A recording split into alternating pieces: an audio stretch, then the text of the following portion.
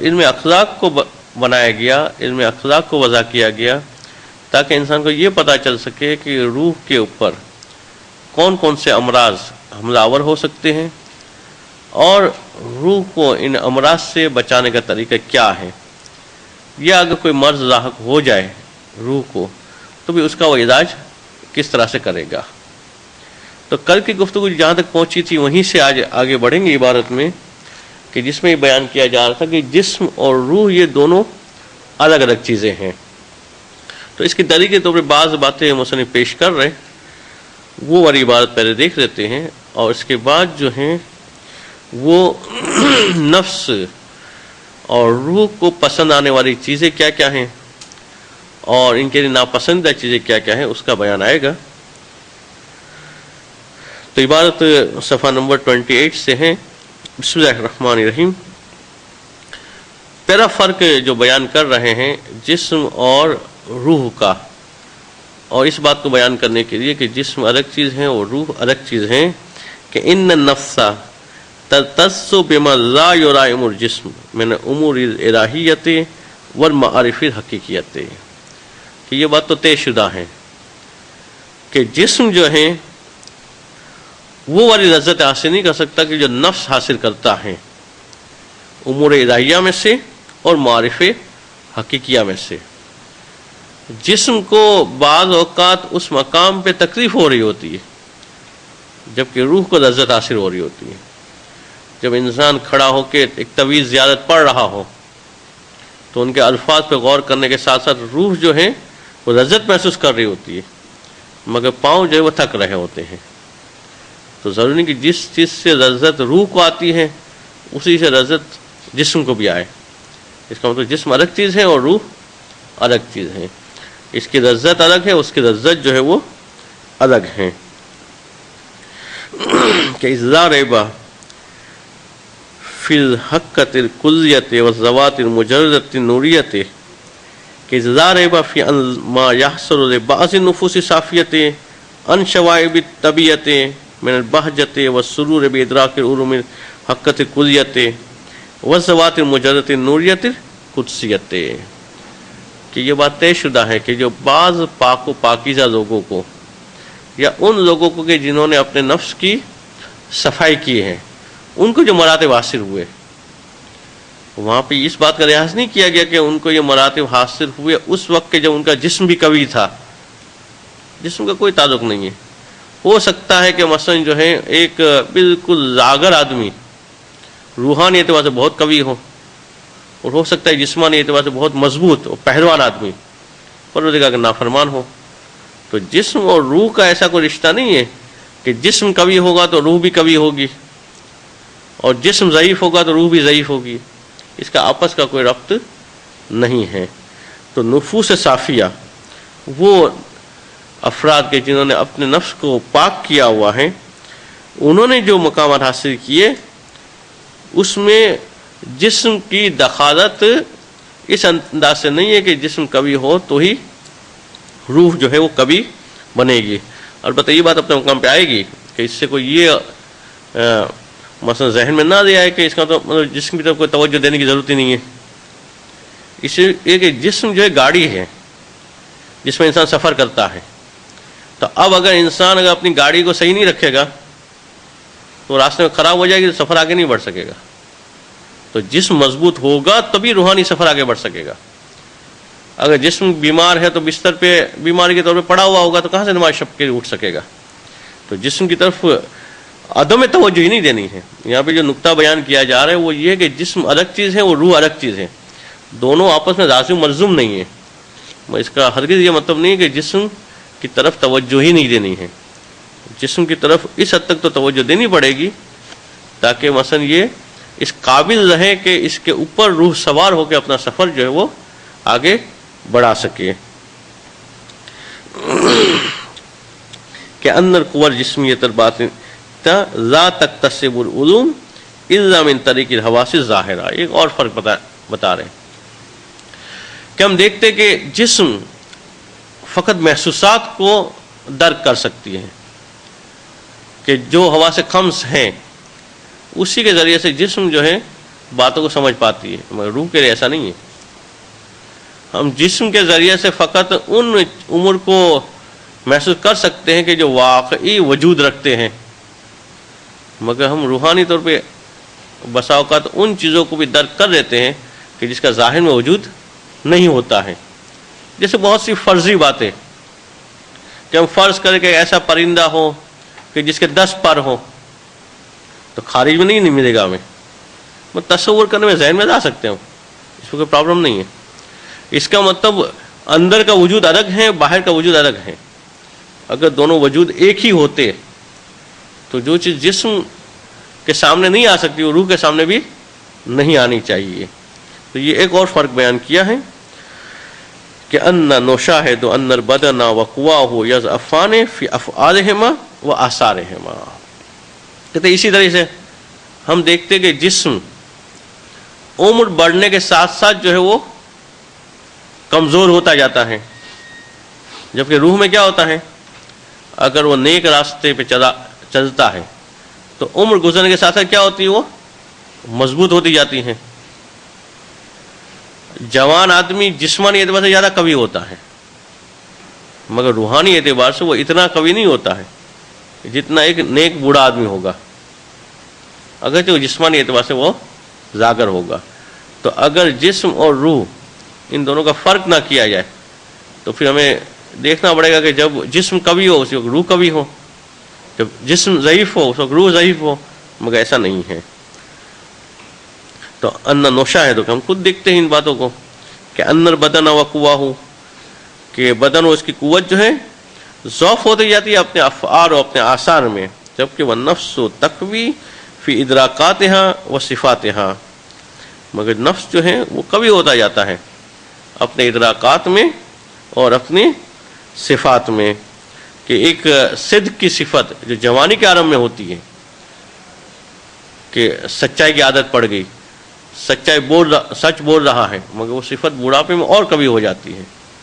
ایک تقویٰ کی صفت جو جوانی میں ہوتی ہے اس پہ قائم رہے تو بڑھاپے میں اور بڑھ جاتی ہے۔ تو ایسا نہیں ان صفتوں میں جو ہے عمر گزرنے کے ساتھ ساتھ کمی آتی ہے، مگر جسم کی قوت میں ہم کیا دیکھتے ہیں کہ عمر گزرنے کے ساتھ ساتھ کمزوری آتی جاتی ہے۔ تو یہاں تک کی باتیں تھی، وہ ساری باتیں تو ہم نے بیان نہیں کی، جو مین باتیں تھی کہ جس میں جسم اور روح ان دونوں کا فرق بیان کیا گیا، اور اس بات کو واضح کیا گیا کہ انسان جو ہے وہ 2 چیزوں کا مرکب ہے، ایک جسم اور دوسری چیز ہے روح۔ اور اس کے اوپر گویا پروردگار عالم نے دونوں کو اس طرح سے جوڑ دیا ہے کہ جیسے ایک پنجرے کے اندر پرندے کو رکھ کر اس پنجرے کو بند کر دیا جائے، تو اب یہ جسم کے اندر روح مقید ہے، اور یہ کب جدا ہوگی کہ جب گویا اس پرندے کو اگر پنجرے سے نکالنا ہے تو کیا کرنا پڑے گا کہ وہ دروازہ کھول دیا جائے، تو دروازہ کھلتے ہی پرندہ اڑنے لگے گا، اسے اس کی منزل اوپر کی طرف ہے، وہ پنجرہ خالی ہو جائے گا، اس کا کام زمین کی طرف جانا ہے۔ تو اس جسم کے اندر روح کو ڈال کے پروردگار عالم نے گویا تالا لگا دیا، اور اس کی چابی کس کو کرا دیا؟ موت کو، کہ موت آ کے اس تالے کو کھول دے گی، اور اس کے بعد روح اپنے مقام پہ چلی جائے گی اور جسم جو ہے وہ اپنے مقام پہ چلا جائے گا۔ یہ اور بات ہے کہ قبر میں جانے کے بعد جو آگے کے مراحل ہیں جس میں سے بعض کی طرف اشارہ بھی آئے گا۔ تو دنیا میں جو نظام ہے اس کے اعتبار سے جسم کے اندر روح جو ہے مقید ہے، دونوں میں جدائی نہیں ہوتی جب تک کہ موت واقع نہیں ہوتی انسان کی۔ تو اب جسم چونکہ خاکی ہے، وہ چاہتا ہے کہ روح کو بھی اپنے ساتھ پستی کی طرف لے جائے، اور روح چونکہ ملکوتی چیز ہے، آسمانی چیز ہے، وہ چاہتے ہیں اپنے ساتھ جسم کو بھی اوپر لے جائے، تو دونوں میں کشمکش چلتی رہتی ہے۔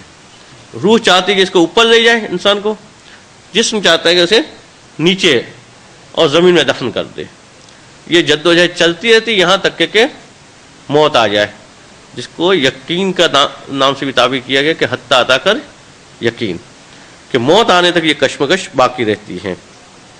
تو اب اس کے بعد کی جو فصل ہیں، جب یہ بات واضح ہو گئی کہ انسان جو ہے وہ جسم اور روح دونوں سے بنا ہوا ہے، تو جسم کی لذتیں کیا ہے وہ تو میں عام طور پہ پتہ ہے. جسم کے لیے مثلا جو ہے ناپسندیدہ چیز کیا ہے وہ تو ہمیں عام طور پہ پتہ ہے. روح کے لیے کون کون سی چیزیں ایسی ہیں جو روح کو جو ہے لذت پہنچاتی ہیں، اور کون سی باتیں ہیں جو روح کو جو ہے غمناک کرتی ہیں، روح کے لیے پریشانی کا باعث بنتی ہیں. تو فی بیان تلذذ النفس و تعظمها، اس بات کا بیان کہ نفس کن باتوں سے لذت حاصل کرتا ہے اور نفس جو ہے کن باتوں سے علم اور دکھ محسوس کرتا ہے.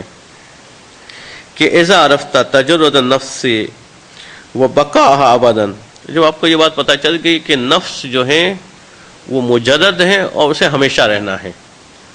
روح کو یہاں پہ نفس سے تعبیر کیا گیا ہے، جیسے آگے بھی وضاحت آئے گی کہ روح، نفس، عقل یہ تقریباً جو ہے وہ نام کے اعتبار سے الگ الگ چیزیں ہیں، باقی ایک ہی چیز ہیں. کہ جب پتہ چل گیا کہ نفس کو ہمیشہ رہنا ہے تو فعلم، تو پاس آپ یہ بھی جان لیں کہ انہا ملتزت نعمت دائما او معذبت متعظمت کذالک، کہ اس روح کے لیے یا تو ہمیشہ کی خوشی ہے یا ہمیشہ کا غم ہے. جسم کے لیے آنے والی خوشی اور غم موت کے ساتھ ہی ختم ہو جائے گی. انسان جتنی بھی تکلیف میں ہو، موت آئے گی اور تکلیف ختم.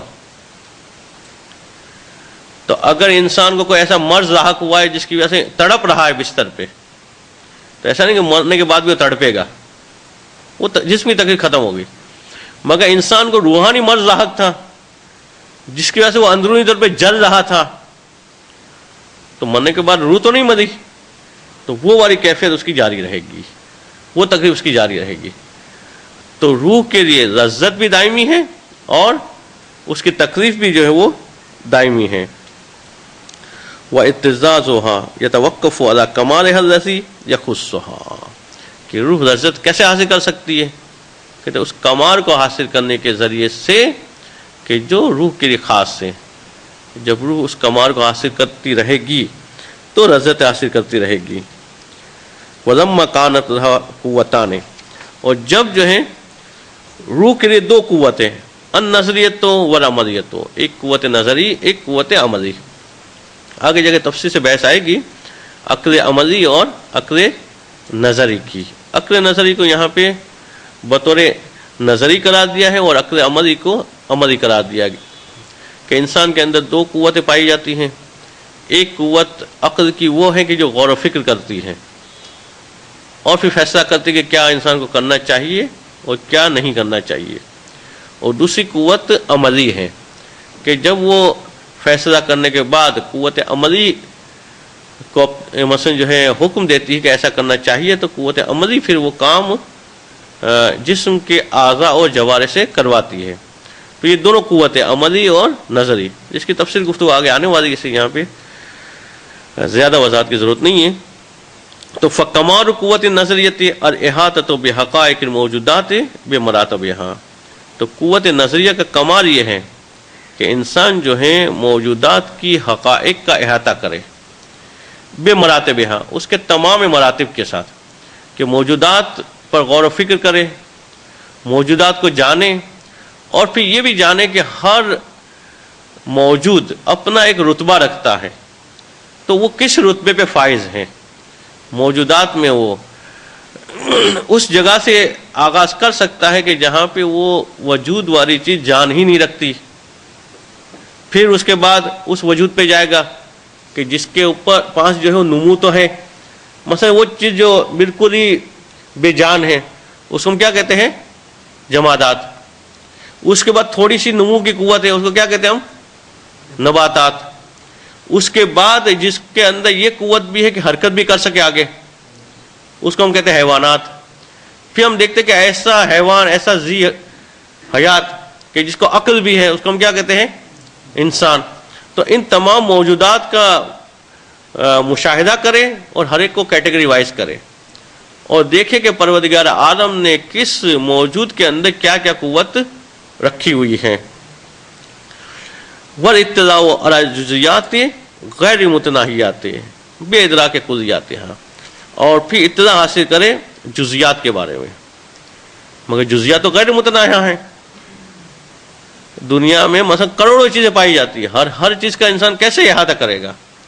تو کہتے ہیں بے ادراک کلیات، ہاں ان کی کلیات کو درک کرنے کے ذریعے سے، کہ جب کلیات درک کر لے گا تو وہ کہ کلی پتہ چل گئی تو جزئی کے سارے افراد کا علم اس کے پاس آ جائے گا، کہ جب اسے یہ پتہ چلے گا کہ انسان ایک ایسی مخلوق ہے کہ جس کے پاس 2 آنکھیں ہوتی ہیں، 2 ہاتھ ہوتے ہیں، 2 پیر ہوتے ہیں، 1 زبان ہوتی ہے، 2 کان ہوتے ہیں، اب اسے پتہ چلے کہ افریقہ کے فلاں جنگل میں انسان پایا جاتا ہے، تو خود بخود ہی فیصلہ کرے گا کہ اس کو 2 آنکھیں ہوگی، 2 ہاتھ ہوں گے، 2 پیر ہوں گے، ضروری نہیں اس وہاں پہ جا کے اس کو دیکھے باقاعدہ، اسی وجہ سے کلی چیز کو درک کر دیا۔ اسی طرح سے تمام جانداروں کی یا تمام موجودات کی جب کلیات کو درک کر لیتا ہے تو جزیات غیر متناہیہ اس کا علم بھی اسے حاصل ہو جاتا ہے۔ وَالتَّرَقِّ مِنْهُ إِلَى مَعْرِفَةِ الْمَطْلُوبِ حقیقی۔ اچھا، اب موجودات کا علم حاصل کرنے کے بعد اس کو وہیں نہیں ٹھہرنا ہے، بلکہ یہ موجودات کا علم حاصل کیوں کر رہا ہے، یہ غور و فکر کیوں کر رہا ہے؟ کبھی سورج کو دیکھ رہا ہے، کبھی چاند کو دیکھ رہا ہے، کبھی ستاروں کو دیکھ رہا ہے، کبھی زمین پہ پائی جانے والی مخلوقات کو دیکھ رہا ہے، یہ سارا علم حاصل کیوں کر رہا ہے؟ تاکہ وہ معرفت مطلوب حقیقی حاصل کرے، تاکہ وہ جان لے کہ وہ خدا کتنا عظیم ہے کہ جس نے ان موجودات کو جو ہے وہ خلق کیا ہے۔ تو موجودات کی طرف متوجہ ہونے کا مقصد موجودات کی حد تک محدود رہنا نہیں ہے، بلکہ اصل ہدف اور اصل مقصد جو ہے خالق حقیقی کی معرفت حاصل کرنا ہے۔ مگر ہوا کیا کہ انسان کہ جس کی خلقت کا مقصد کیا تھا کہ خدا کی معرفت حاصل کرے، مگر وہ اپنے اصل ہدف کو بھول کے ان چیزوں میں کی حد تک محدود ہو گیا کہ جو چیزیں اصل نہیں تھی بلکہ وہ تو ذریعہ تھی۔ کہ انسان پیدا ہوا تو اس نے جب دیکھا کہ مجھے مثلاً اسے کچھ ضرورتیں ہیں، مگر وہ ضرورتیں ٹھیک اس لیے کہ ان ضرورتوں کو پورا کر کے خدا کی طرف متوجہ ہو، تو اس نے اپنا اکثر و بیشتر وقت جو ہے انہی ضرورتوں کو پورا کرنے میں پہ صرف کر دیا۔ کہ دیکھا کہ بھوک لگتی ہے تو غذا کا بندوبست کرنا ہے، دیکھا کہ مثلا جو ہے لباس کو چھپانا ہے، بدن کو چھپانا ہے تو لباس کا بندوبست کرنا ہے، دیکھا کہ مثلا جو ہے موسم کے حوادث سے بچنا ہے، سردی سے بچنا ہے، گرمی سے بچنا ہے، تو مکان کی ضرورت ہے، تو ان کو ضرورتوں کی حد تک تو لینا تھا، اصل نہیں تھی یہ چیزیں، اصل تھی معرفت خدا کو حاصل کرنا، مگر اس کو چھوڑ کے جو ہے وہ اپنا بیشتر وقت انہی چیزوں میں صرف کرنے میں لگ گیا۔ ایک سلوات پڑھے محمد والے۔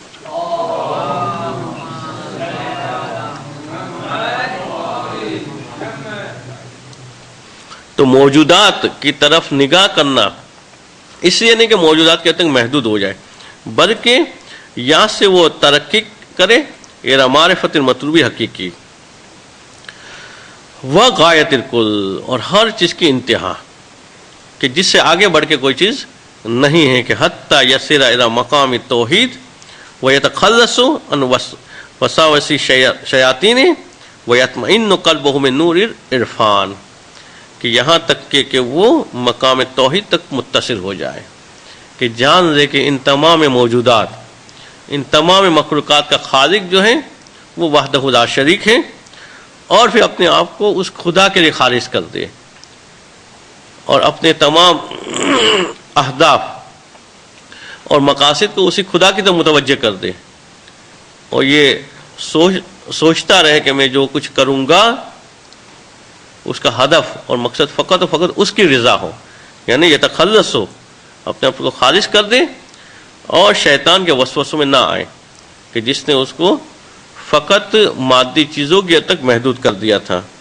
وہ یطمئن قلبہ، اور اس کا دل جو ہے مطمئن ہو جائے بنور عرفان، معرفت کے نور سے، کہ پھر اسے قلب سلیم حاصل ہو جائے، اور جب انسان کو قلب سلیم حاصل ہو جاتا ہے تو اس کی کیفیت کیا ہوتی ہے کہ نہ کسی چیز کے کھونے پہ اسے دکھ ہوتا ہے، نہ کسی چیز کے حاصل ہونے پہ خوشی ہوتی ہے اگر وہ مادی چیز ہو۔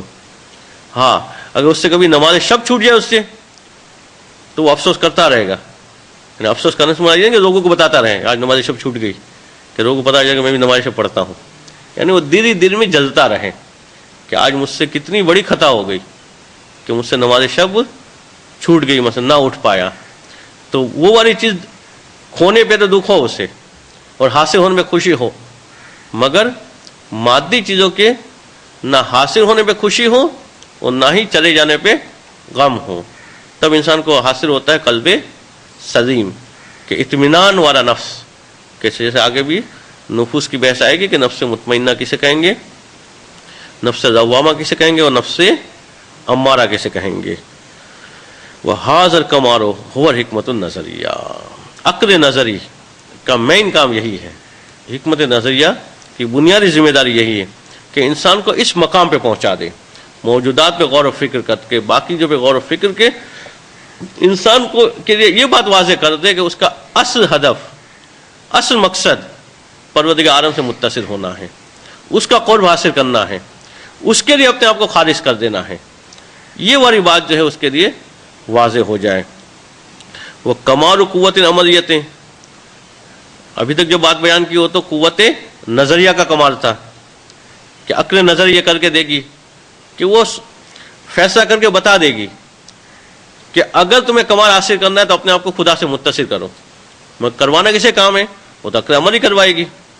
तो अब अक्ल अमली का कमाल क्या है कि वह कमाल क़ुव्वत अमलियतें अत्तखल्ली अन सिफ़ात रदियतें व तहल्ली बिल अखलाक़िल मर्ज़िया।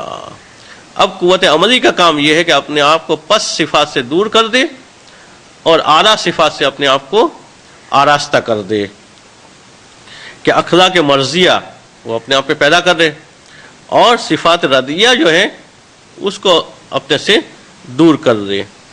अगर ये चीज़ होगी तो फिर उसका तरक्की का सफ़र होगा। यानी सफ़र में सबसे पहले जो उसे करना होगा, अगर परवरदिगार आलम के लिए खालिस होना चाहता है, क़ुर्ब इलाही हासिल करना चाहता है, वो चाहता है उस मकाम पे पहुँचे कि जहाँ पे मुखलिसीन पहुँचे हुए हैं, तो उसे पहला काम ये करना पड़ेगा कि अपने अंदर जितनी बुरी सिफ़ातें हैं उसको अपने से दूर करना पड़ेगा और औसाफ हसना को अपने अंदर पैदा करने पड़ेगा। सुम्मत तरक्की मिन्हु इला तत्हीर सिर्र व तखरियत ही अम्मा सिवल्लाह सुब्हानहू, और फिर जो है वो सफ़र को आगे बढ़ाएगा और इस तरह से कि फिर अपने आप को खारिज कर देगा परवरदिगार आलम के लिए, कि जिसके अंदर उलमा जो है वो 5 मरहले बयान करते हैं कि इस 5 मरहलों को पे पहुँच के, इन 5 मरहलों से गुजर के इंसान जो है उस मकाम पे पहुँचता है कि जहाँ पे फिर इस काबिल वो बन सकता है कि परवरदिगार आलम के मुखलिस बंदों में शामिल हो जाए। सबसे पहला मरहला क्या है कि इंसान अपने आप को तमाम गुनाहों से बचाए, कि मुहर्रमात को तर्क कर दे। जितने भी गुनाह हैं शरीयत ने जिस चीज़ को जो भी हराम करार दिया है उससे अपने आप को बचाए, ये पहला स्टेप है। उसके बाद दूसरा मरहला है कि तमाम वाजिबात को अंजाम दे, कि कोई भी वाजिब जो उससे छूटने ना पाए। पहले 2 मरहले वो तो ऐसे हैं कि जो हर इंसान के लिए ज़रूरी है, ख़ास तौर पे हर मोमिन के लिए। इसके बगैर वो मोमिन कहलाने के काबिल नहीं हो सकता जब तक कि वाजिबात को अंजाम नहीं देता, वो मुहर्रमात से बचता नहीं है। तो सबसे पहली चीज़ मुहर्रमात से बचना, दूसरा वाजिबात को अंजाम देना, तीसरा स्टेप जो उलमा बयान करते हैं वो है कि फिर इंसान अपने आप को मकरूहात से बचाना शुरू करे, और चौथा मरहला क्या है कि फिर मुस्तहबात की पाबंदी शुरू करे। और जब ये 4 मरहलों से गुजर जाए तो 5वीं चीज़ क्या है कि मुहतमलात से बचे। मुहतमलात यानी ऐसी जगह या ऐसे मकामात या ऐसा कौल या ऐसे अफ़ाल कि जहाँ पे इंसान को एहतमाल भी हो कि गुनाह हो जाएगा। अगर पता है कि मैं फ़लाँ जगह गया तो फ़लाँ साहब से मुलाकात होगी, उनकी आदत है ग़ीबत करने की, मुझे मुलाकात में खामोश रहना पड़ेगा, ग़ीबत सुननी पड़ेगी उसकी, इंसान उस जगह पे जाए ही नहीं। इंसान को पता है मैं फ़लाँ जगह गया तो किसी नामहरम पे नज़र पड़ जाएगी, उस जगह पे जाए ही नहीं। यानी जहाँ जहाँ एहतमाल हो गुनाह का वहाँ से भी इंसान अपने आप को बचाए, मुहतमलात से बचे। जी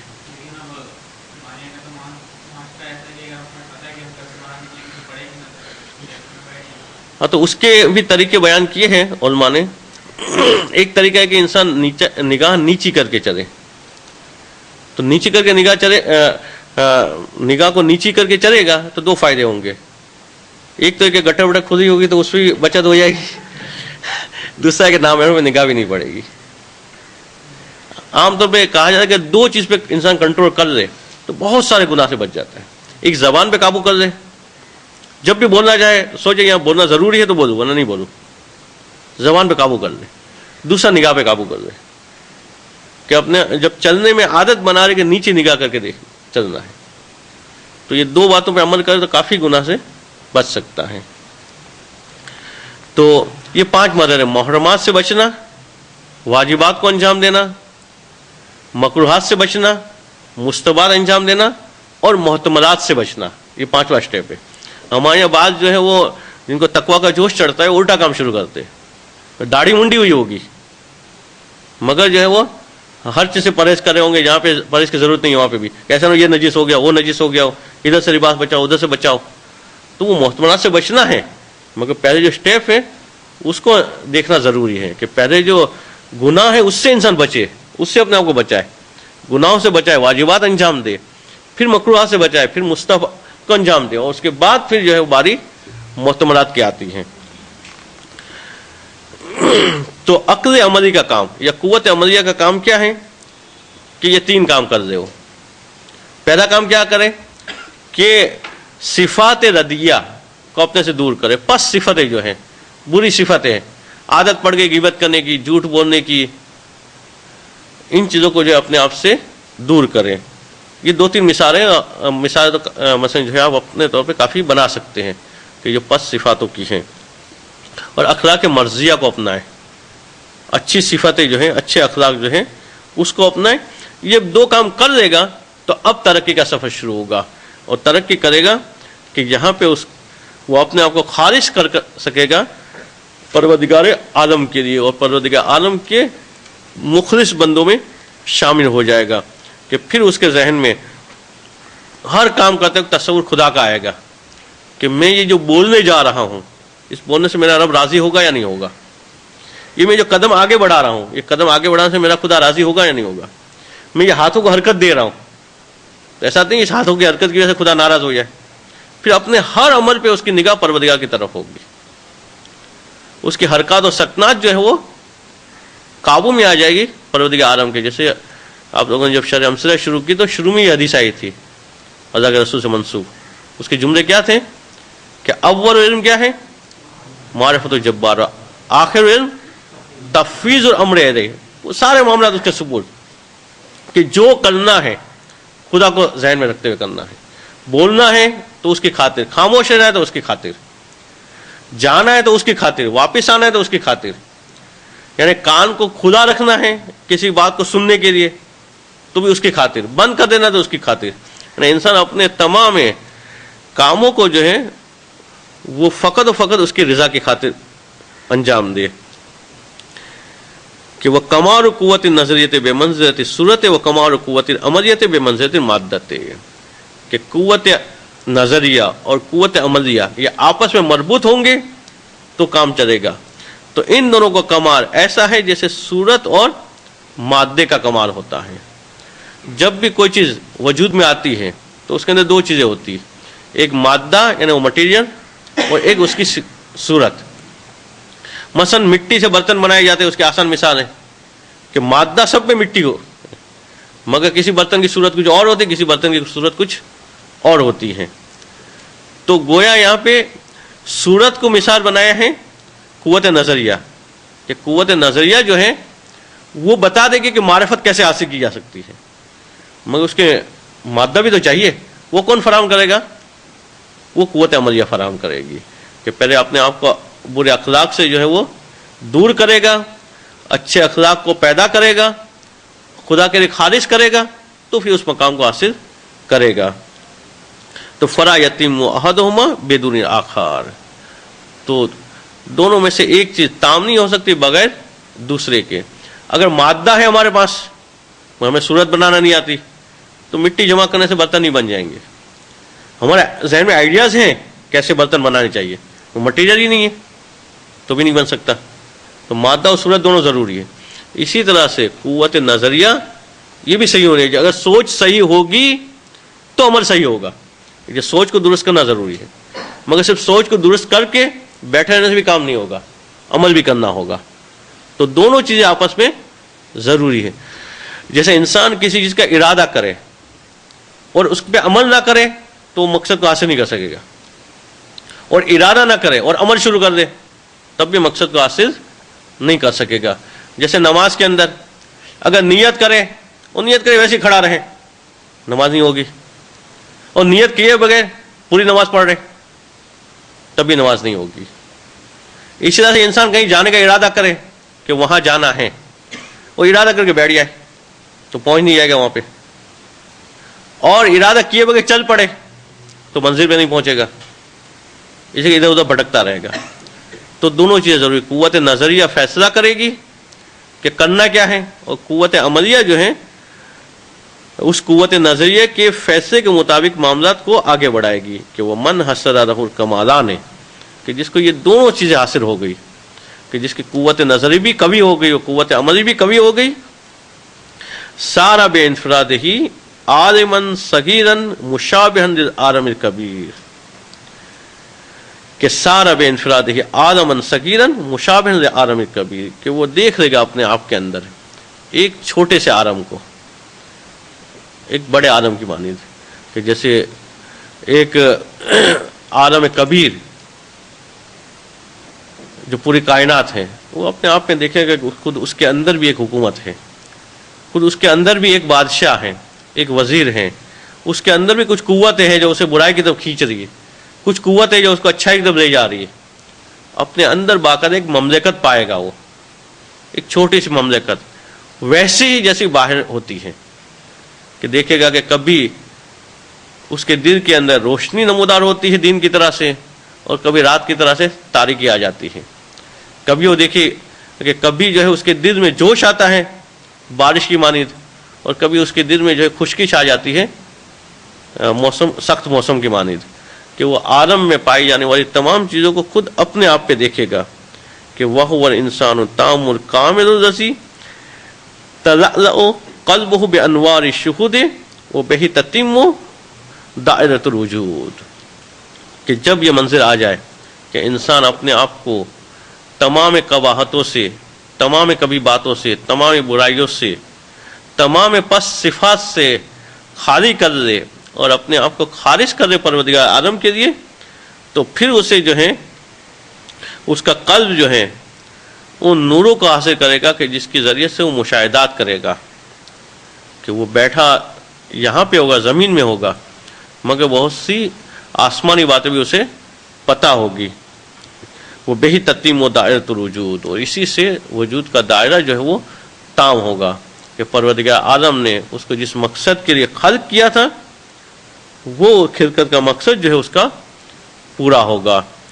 اب اس کے بعد کے جو فصل ہیں اس کے اندر کون کون سے اچھے اخلاق ہیں اور کون کون سے برے اخلاق ہیں، اس کے حوالے سے کچھ باتیں بیان کی جائے گی. تفصیلی مباحث تو آگے آئیں گی کہ اخلاق کی فضیلتوں کے کیا اثرات ہوتے ہیں اور پست اخلاق کے کیا اثرات ہوتے ہیں. یہ انشاءاللہ پڑھیں گے. صلوات پڑھیں محمد.